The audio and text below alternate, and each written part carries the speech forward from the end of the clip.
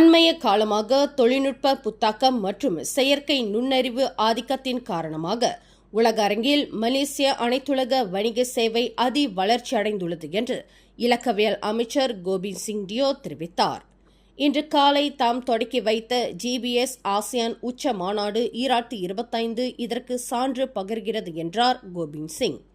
GPS 5 சூழியம் மனிதரை மையப்படுத்திய செயற்கை நுண்ணறிவின் வழி பெறப்படும் விளைவை மையமாக கொண்டது என்கிற கருப்பொருளில் இந்த மாநாடு நடைபெற்றதாக அவர் குறிப்பிட்டார்.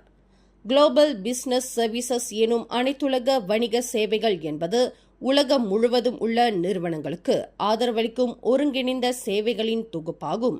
இதில் நிதி, மனிதவள மேலாண்மை, தகவல் தொழில்நுட்பம் மற்றும் வாடிக்கையாளர் சேவை போன்றவை அடங்கும். இந்த உச்சநிலை மாநாடு 2 முக்கிய சிறப்பம்சங்களை உள்ளடக்கியது.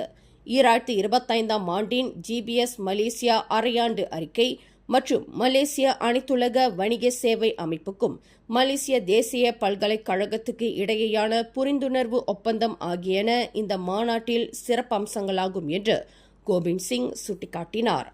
மலேசியாவில் 2022 ஆண்டிலிருந்து ஜிபிஎஸ் நிறுவனங்கள் 66.8 விழுக்காட்டை அதிகரித்திருக்கும் நிலையில் இதனால் தற்போது மொத்தம் 749 நிறுவனங்கள் செயல்பட்டு வருகின்றன.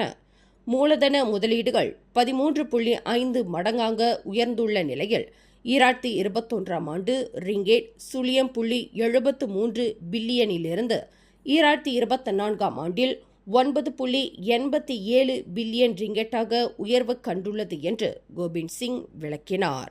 மேலும் செய்திகளை தெரிந்து கொள்ள கீழே இருக்கும் பெல் பட்டனை அழுத்துங்கள். உங்கள் மகிழ்ச்சியை வெளிப்படுத்த லைக் மற்றும் ஷேர் செய்யுங்கள். தொடர்ந்து திசைகளோடு இணைந்திருக்க சப்ஸ்கிரைப் செய்யுங்கள்.